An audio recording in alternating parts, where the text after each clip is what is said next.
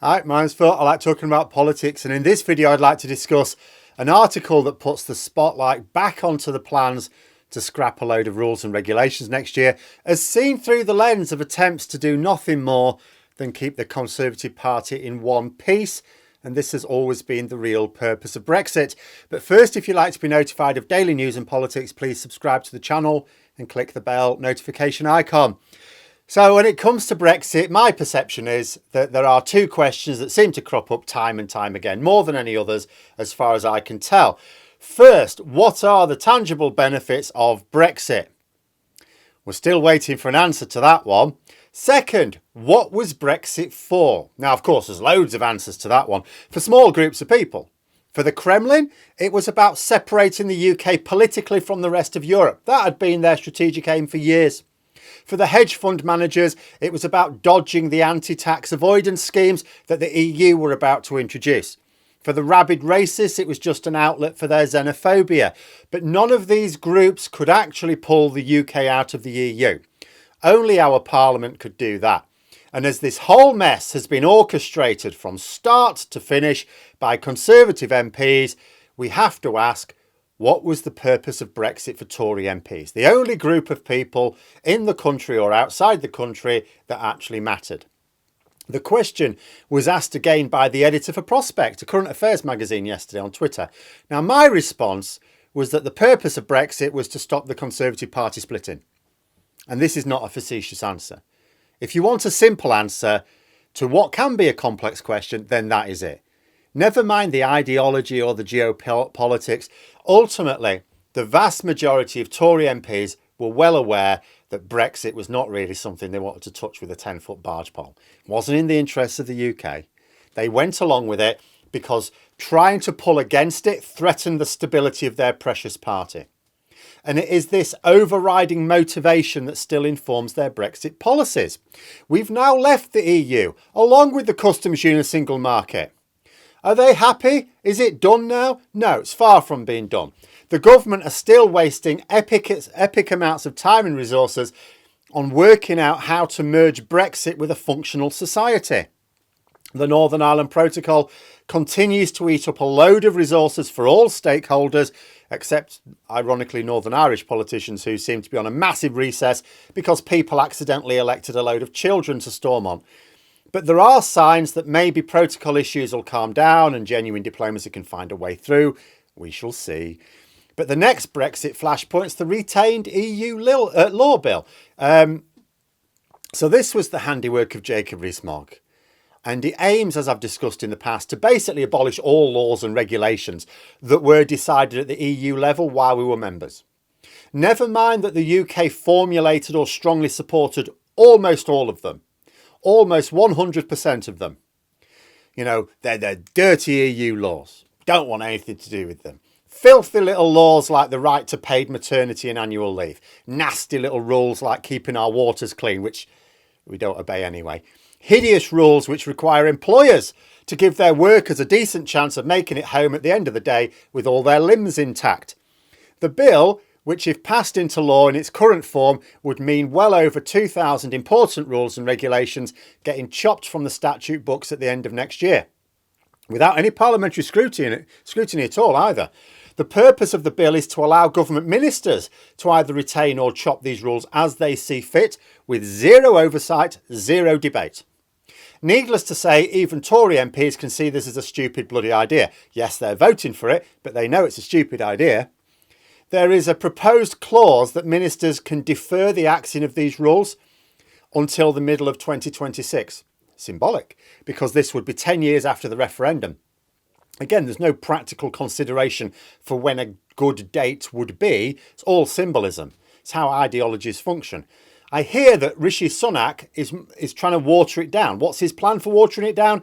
Extending the day of the chop from the end of 2023 to the end of 2026. Sunak's a Brexiteer and always has been, and he knows it's a stupid idea. There's an article in The Guardian talked about Theresa Villiers. So she's another Brexiteer. She used to be more prominent in the Tory party. She doesn't pop up quite so much now. And she said the same thing. A stupid bloody idea that would take up vast amounts of civil service time to undo legislation that was broadly popular and good for the country.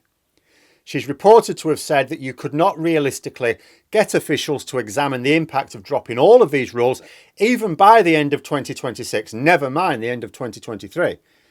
So why not just drop the bill? The same reason they didn't just drop Brexit. Fear of what the vandals in their party will do.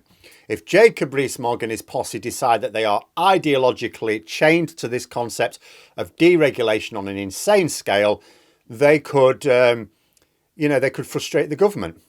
So the easy way out could be for Sunak to try and amend the bill to change the date from 2023 to 2026 in an attempt to kick the can down the road. Because that's what Tory MPs have been doing since 2016, kicking the can down the road in the hopes of someone else sorting out the mess they made. They kept doing it with Article 50. Kept kicking the can down the road. Oh, can we have an extension? Yeah, sure. You're going to do something with it? Yeah, of course we are. Get to the next. Oh, can we have another extension? I thought you were going to fix it. Yeah. We'll fix it next time, promise you. Can we have another extension? And the idea was to force a stalemate, which means the only way out of it was another referendum. It was going quite well till a load of idiots decided to let Johnson have his general election. Then they kicked the can down the road on the Northern Ireland Protocol. Knew it was incompatible with their notion of sovereignty, but also they had no way of dealing with it. So keep making stupid threats in the hope that someone else sorts it out. Same applies here. Although they might actually be successful on this occasion. If Sunak does get the date changed to 2026, if he can manage to convince the ERG that this is an acceptable compromise, if it's accepted by the swivel-eyed loons, the chances are that Labour win the next election and say, yeah, we're not doing this, and pretty much instantly repeal the Act. It won't have to be actually instant. All they need to do is announce the intention to do so, calm down investors, then just make sure it's gone before it comes into force. In fact, this would even help Labour win the election. If the bill is passed into law, every single one of the 2,400 odd regulations is up for the chop. Workers' rights, environmental protections, consumer rights, health and safety rules, the lot. Labour could easily say the only way to protect your rights is to vote Labour. There's no good way for the Tories to deal with this bill without just obliterating it. If they pass it in its current form, even if the more popular regulations are saved from the destruction at the end of next year, the legislation would still say they need to be removed in 2026 because there's no permanent stay of execution in the bill. So Labour will still get to say those rights are at risk if the Tories win the next election. That come the middle of 2026, they'll all be gone. Because that's what the Act, as it would be if it's passed, the Act of Parliament will say. The Tories will try and say, oh, well, it's fine. We still want these rights. We're just going to legislate them ourselves with our own British version. The problem with that is that takes time because that will need to pass through Parliament. It'll need to go through all the phases, debates, committee considerations, everything. Can't be done. Not possible. No time to do it. This bill represents a massive spanner in the works of government, a huge blow to the economy if it ever came into being, and a gift to Labour ahead of the election. Tories must be mad to let it run its course. But there's that fear that if they drop it, the ERG will bring the government down, triggering the election rather sooner than they would like. And until the Tories can close the gap, much more with Labour, there's no way they want an election. They don't want an election 20 points behind. Even if many Tory MPs accept that they are going to lose, they'd rather not lose catastrophically, because that'll mean a much bigger rebuilding process. This retained EU law bill is a real window into Brexit thinking in general. On no level is it good. I mean, even from the point of view of Tory MPs, on no level is it good. It's bad for the country. It's bad for the government. It's bad for the wider Conservative Party. And it's very good for Labour strategists. And yet, they're going to pursue it. They're going to stand back, letting it happen, with the intention of trying to water it down, just as they have with Brexit issues from day one. At the moment, you can sort of see those Tory MPs there, spineless jellies, who've voted it through in the hopes that the House of Lords will kick it into the long grass. And they keep doing this. Everything with Brexit, they just hope someone else comes in and deals with it for them. And why? Because they fear a split in the party if they resist it too much. So yes, simple answer to the question of what Brexit was for ultimately was to keep the Tory party from splitting.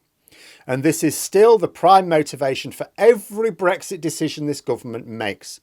Until the Tories are removed from power, the decisions will never, ever be based on what's popular or what's good for the country, which isn't always the same thing. Only how to apply more duct tape to the fractured Tory party. But there we are. Those are my thoughts. Let me know yours in the comments below. Hope you found the video interesting. If you did, please click the like button. And if you'd like to support the channel further, the join buttons for memberships. And until next time, I'll see you later.